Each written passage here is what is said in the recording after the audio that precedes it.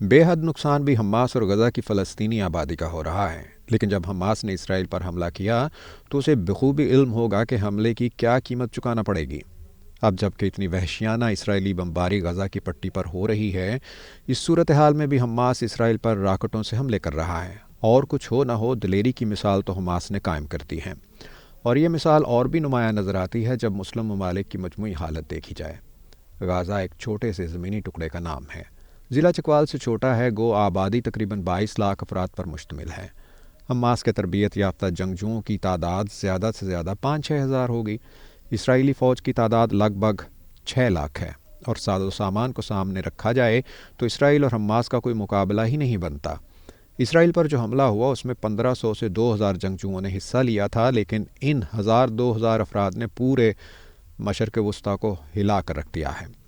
امریکی صدر Joe Biden بھی اسرائیل کا دورہ کر رہے ہیں۔ Secretary of state Antony Blinken پہلے ہی علاقے میں موجود ہیں، لیکن یوں محسوس ہوتا ہے کہ ان کی موجودگی ناکافی سمجھی گئی ہے، اسی لیے امریکی صدر کا دورہ رکھا گیا ہے۔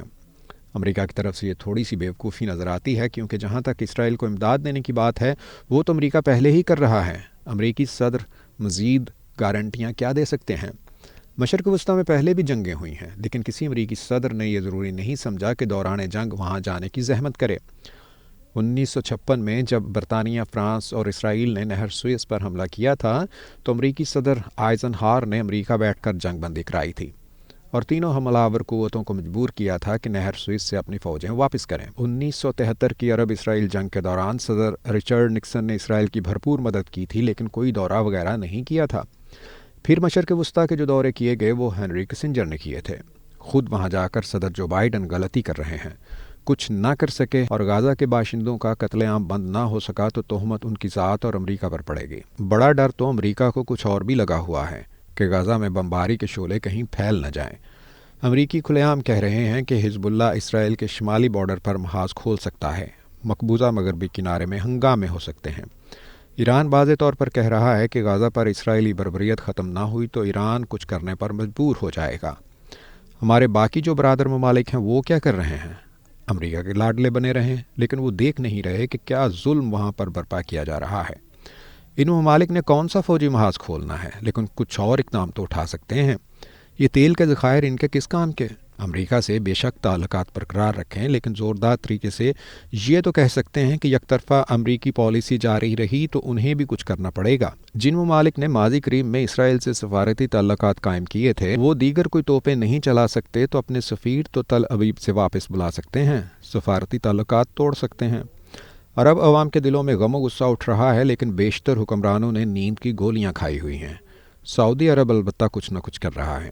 سعودی عرب کی طرف سے امریکہ پر پریشر آیا ہے کہ غزہ میں فلسطینیوں کا قتل عام ختم ہونا چاہیے، لیکن یہ وقت اب زبانی جمع خرچ کا نہیں رہا، مذمتی الفاظ سے زیادہ کا تقاضا کر رہا ہے۔ اسرائیل کو بھی دیکھیں، ہوائی حملے کیے جا رہا ہے اور اب زمینی حملے کی تیاریاں ہو رہی ہیں۔ اسرائیل کو معلوم ہے اور امریکیوں کو بھی کہ غزہ کے تباہ حال علاقوں میں اسرائیلی ٹینک اور بختر بند گاڑیاں گئیں تو نقصان اٹھانا پڑے گا۔ غزہ کے پورے علاقے کے نیچے حماس نے خندقیں کھودی ہوئی ہیں، زمین کے چپے چپے سے حماس کے جنگجو واقف ہیں۔ اسرائیلی لڑاکا طیارے تو حماس کی پہنچ سے باہر ہیں، لیکن اسرائیلی فوج آئی تو ملبے کے ڈھیروں کے ارد گرد جنگ ہوگی۔ فوجی قوت تو اسرائیل کی بے تحاشا ہے، لیکن جب دوسری طرف حماس جیسے جنگجو ہوں تو پھر نقصان تو اٹھانا پڑے گا۔ جیسے ہمارا الخالد ٹینک ہے، اسرائیل کا اپنا بنایا ہوا مرکاوا ٹینک ہے، بڑا بھاری بھرکم قسم کا ٹینک ہے، لیکن اسرائیل اور حزب اللہ کے درمیان جو 2006 میں جنگ چھڑی تھی اس میں حزب اللہ کے اینٹی ٹینک میزائلوں سے اسرائیل کے بہت سے ٹینک تباہ ہوئے تھے۔ حزب اللہ کے پاس کوئی ٹینک نہیں، وہ ٹینکوں پر انحصار نہیں کرتے، ان کا جنگ لڑنے کا انداز ہی مختلف ہے، طاقتور دشمن کے خلاف گوریلا ٹیکٹکس پر یقین رکھتے ہیں، اور اس انداز جنگ کی تربیت حزب اللہ اور حماس دونوں نے خوب حاصل کی ہے۔ اسرائیل کی 6 لاکھ فوج کے مقابلے میں حزب اللہ کے زیر اکمان 50,000 سے 60,000 جنگجو ہیں، لیکن وہ ایسے ہیں کہ امریکہ اور اسرائیل دونوں کو ان کے بارے میں سوچنا پڑ رہا ہے۔ ان دونوں تنظیموں کے پیچھے ایران کھڑا ہے۔ داد دینی پڑتی ہے ایرانی قوم کو کہ اتنے طاقتور دشمنوں سے برسر پیکار ہے۔ عالم اسلام کے بیشتر ممالک تو مصلحت پسندی کا شکار ہو چکے ہیں، لیکن ایران کی قیادت میں جو مزاحمتی محاذ بنا ہوا ہے اور جس محاذ میں حزب اللہ اور حماس شامل ہیں اس کے بارے میں امریکہ اور اسرائیل کو دھڑکا لگا ہوا ہے۔ طاقت کا توازن پھر بھی اسرائیل کے حق میں ہے، لیکن جب دوسری طرف اتنی زیادہ استقامت ہو تو توازن بگڑنے کا ڈر تو رہتا ہے۔ वियतनामी हुर्रियत पसंदों का अमेरिका से कोई मुकाबला था, लेकिन बिलाखिर अमेरिका को वियतनाम से जाना पड़ा। फिर ये भी हमने देखा कि अमरीकियों को अफ़गानिस्तान से भी जाना पड़ा। 16 साल से ये मज़ाहमती जंग अमरीकी तारीख में सबसे तवील जंग थी, लेकिन आखिरकार फ़तह अफ़गान हुर्रियत पसंदों की हुई। तालिबान से लाख इख्तलाफात किए जा सकते हैं, जैसा कि ईरान की कई पॉलिसियों के बारे में मुख्तलिफ नुक्ता नज़र रखा जा सकता है, लेकिन हिम्मत की दाद तो देनी पड़ती है। CBS न्यूज़ पर इजहार ख्याल करते हुए सदर जो बाइडन ने कहा है कि खुदा के वास्ते हम मुत्तहिदा अमरीका हैं, तारीख़ी इंसानी में सबसे ताकतवर कौम। हम बेहक वक्त यूक्रेनी फ़ौज को इमदाद दे सकते हैं और मशरक़ वस्ती में इसराइल के साथ भी खड़े हो सकते हैं। मतलब उनके कहने का ये कि इन दोनों महाज़ों पर कुछ करने की सलाहियत हम रखते हैं। बात तो ठीक है, लेकिन हालिया तारीख़ कुछ और ही बताती है।